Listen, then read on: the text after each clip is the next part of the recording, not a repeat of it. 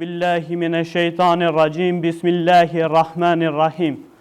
Falënderimet dhe lavdrimet i takojnë Allahu xhaleshanu, atë e falenderojmë dhe vetëm prej tij falje dhe ndihmë kërkojmë.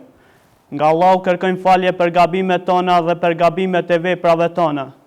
Kënë të uzon Allahu nuk ka kush që mund të humbë dhe kënë të humbë Allahu nuk ka kush që mund të uzoj. Dëshmojmë dhe deklarojmë se nuk ka zot tjetër përveç Allahut dhe se Muhamedi a.s. është rob dhe i dërguar i tij. Përshëndetje tona me selam ja dërgojmë Muhamedit a.s., familjes së tij, shokëve të tij dhe të gjithë atyre të cilët e ndjekin rrugën e tij deri në ditën e gjykimit. Po ashtu, një falënderim i veçantë shkon edhe për Bashkinë Islame të Komunës së Dragashit në bashkëpunim me televizionin në Poja, të cilët na mundsuan që këtë Ramazan të jemi sa më për xhamatit me ligjëratet tona. Po ashtu, e shfrytëzoj rastin që për kësaj ligjërate t'ja uroj Ramazanin të gjithë besimtarve musliman. Të nderuar vëllezër dhe motra muslimane, Islami përfshin të gjithë segmentet e jetës. Është feja e cila ka ardhur për ta pastruar shpirtin e besimtarit nga kufri, shirku dhe nga çdo njollë që mund ta ndotë atë. Islami ka ardhur për ta pastruar zemrat e besimtarit nga çdo sëmundje që mund të rëndojnë atë, siç janë mendjemasia, zilia, shpifja, gënjeshtrat e tjerë. Prandaj, shpirti dhe zemra e besimtarit janë më të pastra dhe më të shëndosha se sa shpirti dhe zemra e ndukujt tjetër. Ky Islam ka ardhur për të pastruar edhe trupat e besimtarve, ka ardhur për të pastruar dhe ruajtur shëndetin e njerëzit, duke urdhëruar që të jenë të pasur në gjithë situatat e jetës. Të jenë të pasur kur duan të ambuk, kur duan të falen, në përtubime me xhlise, po ashtu të jenë të pastor në shtëpit, rrugët, rrobat e tyre. Të fillojnë ditën me pastërti dhe ta përfundojnë po ashtu me pastërti. Dhe ta kenë pastërti njëra ndër parimet kryesore të jetës së tyre.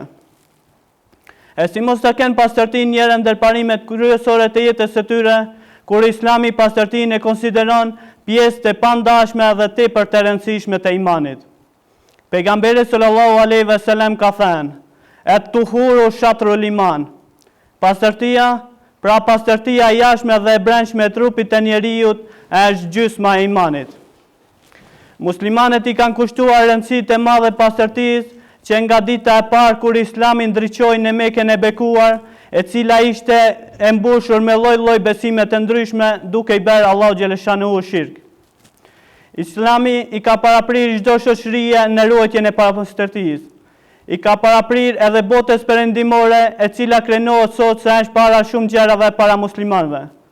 Por në realitet, muslimanët janë ata të cilët ja kanë qelë synt evropianëve.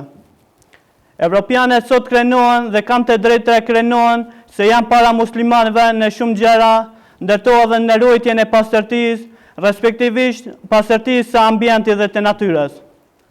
Muslimanët vazhdojnë të jenë të parët në ruajtjen e pastërtisë së brendshme, mirëpo sa i përket pastërtisë së jashtme, të natyrës dhe të ambientit janë tepër mbrapa evropianëve, gjë e cila është përkeqardhje. Por pse është kështu, nuk do të thotë se kemi qenë gjithmonë në këtë gjendje, nga se historia na tregon se kur muslimanët shkuan për herë të parë në Evropë, pikërisht në shtetin e Spanjës, u vrej dallim shumë i madh ndërmjet dy kulturave.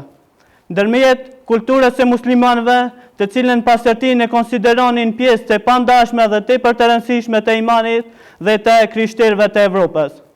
Muslimanët në atë kohë përkujdesjen për pastërtinë dhe adhurimin ndaj Allahut xhaleshanu në maksimum. Sa vlen të përmendet që në kohën e Mansur bin Ebi Amr, në vitin 938-1002, kur qyteti i Kordobës ishte në duart e muslimanëve, i tërë qyteti ishte i ndriçuar.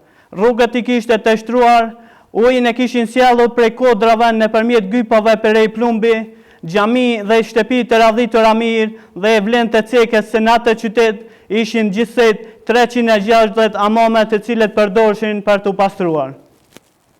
Natyrisht se kjo nuk është asgjë për t'u çuditur kur dihet se muslimanët në atë kohë punonin me Kur'an dhe me Sunet të pejgamberit sallallahu alaihi wasallam. Burime këto të cilat janë ndriçonin muslimanit shpirtin e zemrën dhe me to esnin përpara mapat e sigurt. Këto dy burime janë të mbushura me argumente të cilat stimulojnë nxisin për të bërë pastërtinë pjesë të pandashme dhe tepër të rëndësishme të imanit.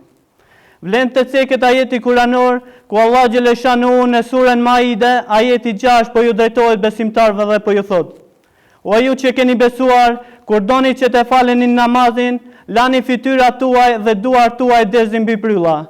Fërkoni kokat tuaj dhe këmbët lani deri mbi zoq. Nëse jeni gjunup, atëherë pastroni. Nga ky ajet, Allah Gjeleshanu po ja bën obligim muslimanëve që të marrin në avdes për çdo namaz. Nga se pastërtia është qelësi namazit. Pastërtia është arsyeja e shkelqimit të besimtarve në ditën e gjykimit në gjymtyrët e tyre. Transmetohet nga Abu Huraira se pejgamberi sallallahu alaihi wasallam ka thënë: Pasuesit e mi do të ftohen ditën e gjykimit me gjymtyrë të shkelqyra nga gjurmët e avdesit, andaj nëse dikush mund të bëjë këtë pastrim në mënyrën më të mirë, le të bëjë atë. Hadithi në bazë po tregon për një karakteristikë të veçantë të umetit islam në ditën e gjykimit, e që është shkelqimi vizllus i gjymtyrëve të tyre. Po ashtu, ky hadith po korrespondon me njohjen e pasuesve të Muhamedit alayhis salam, atë ditë kur njerëzit do të jenë të shumtë sikurse kokrat e orizit. Po ashtu, ky hadith po tregon se Muhamedi alayhis salam do të njeh pasuesit e tij nga pasuesit e Musës alayhis salam, Isës alayhis salam, Ibrahimit alayhis salam nëpërmjet gjurmëve të abdesit, të cilët morën abdes për të nderuar Allahun Gjeleshanu dhe për të kryer veprimet të cilat na ka obliguar Allahu Gjeleshanu. Si e përsia e këtyre besimtarve, në ditën e gjykimit do të jetë edhe dhënia ujë nga Muhamedi alayhis salam, i cili personalisht do të shërbejë me dorën e tij për t'ju ashuar etjen atë ditë dhe për mos t'i kapluar etja kurrë. Besimtarët sa ishin në këtë botë e nderuan Allahun, e nderuan Muhamedin alayhis salam me një nderim të veçantë, ndërsa Allahu Gjeleshanu në ditën e gjykimit po i nderon besimtarët me shkelqim vezullues në pjesët e gjymtyrëve të tyre dhe me një nderim të veçantë duke i shërbyer ujë nga kroji i xhenetit nga vetë Muhamedi alayhis salam atë ditë kur njerëzit do të jenë të mbushur me etjen e tyre. Në lidhje me këtë, pejgamberi sallallahu alaihi wasallam po thotë: Vërtet ata pasuesit e mi, ditën e ringjalljes do të vinë të shkelqyer nga gjurmët e abdesit dhe unë i pres të kroji i xhenetit. Ndërsa sa u përket atyre të cilët nuk e njohin abdesin, nuk u falen, refuzuan dhe ishin prej të devijuarve, pejgamberi sallallahu alaihi wasallam po thotë: Vini re, do të përzihen nga bazeni i burrat ashtu siç përzihet devja e humbur. Vërtet ata kanë devijuar pas meje dhe unë ju them qëndroni sa më larg, qëndroni sa më larg. Po ashtu, pastërtia bëhet arsyeja e fitimit të dashurisë dhe të kënaqësisë së Allahu Gjeleshanu. Allahu Gjeleshanu në surën El-Bekare, ajeti 242 po thotë: Inna Allahe yuhibbu at-tawabin wa yuhibbu al-mutatahhirin. Vërtet, Allahu i do ata të cilët pastrohen dhe ata të cilët pandohen. Po ashtu, Allahu Gjeleshanu po na porosit dhe po na thotë: Ja bani Adem khudhu zinatukum inda kulli masjidin. O bitë Ademit, vishuni i bukur për çdo namaz.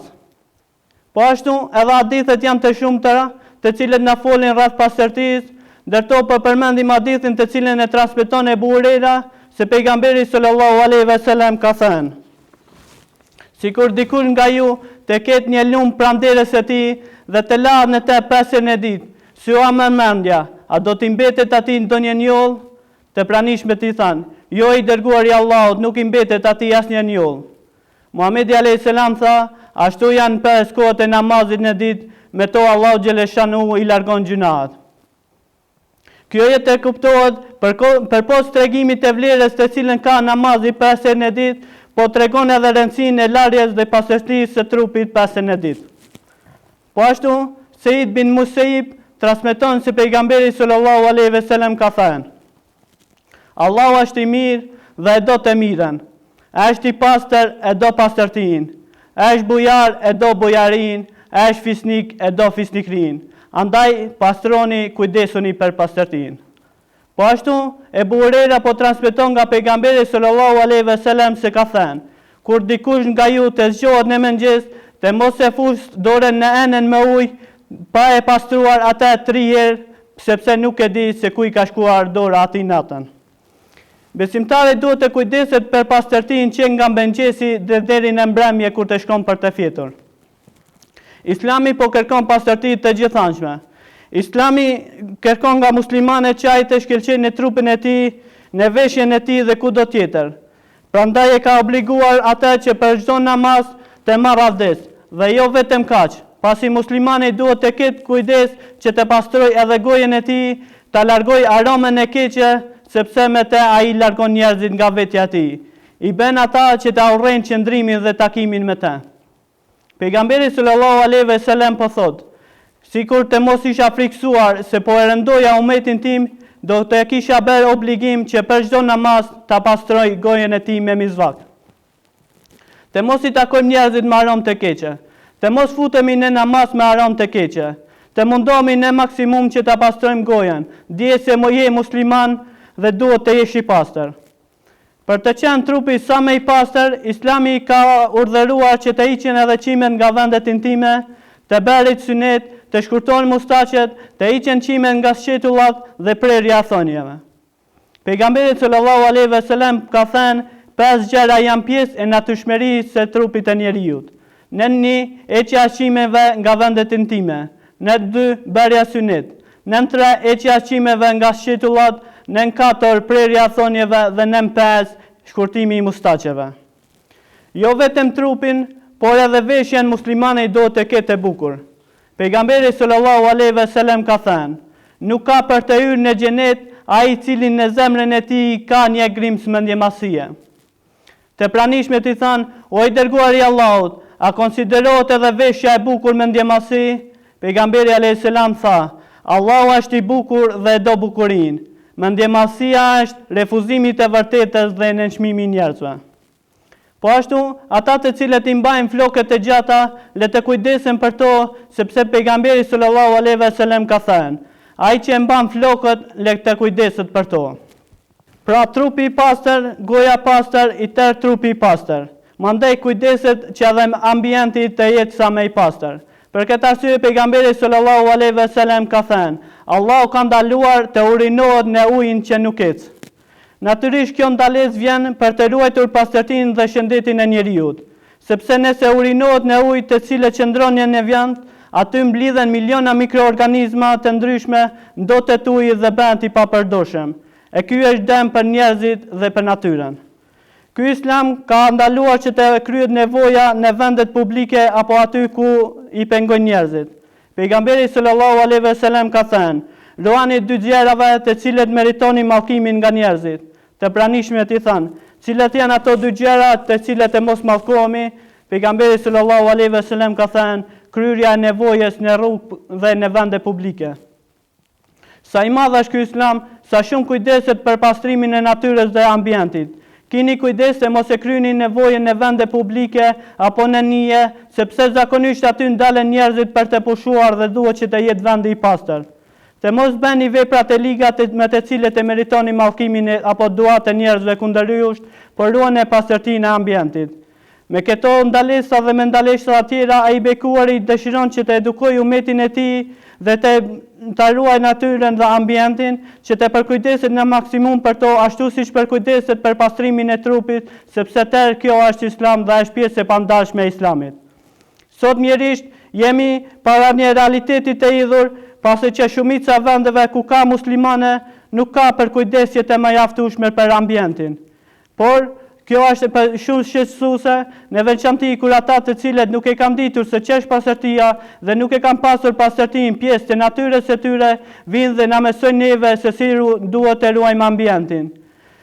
Në vend që të ruajmë ne ambientin, ne jemi ata të cilët edhin mbeturin nga dritarjet, edhin mbeturina në vende publike, edhin mbeturina në rrugë dhe kudo tjetër. Pra të nderuar, për të folur për pastërtinë dhe rëndësinë e saj në Islam, na duhet shumë kohë, e si jo kur ajo është pjesë e pandashme dhe tepër e rëndësishme të imanit. E lutim Allahun që të na bëjë musliman të mirë, shembull në moral, në pastërti dhe kudo tjetër në çdo segment të jetës. Allahumma amin, walhamdulillahi rabbil alamin. Assalamu alaikum wa rahmatullahi wa barakatuh.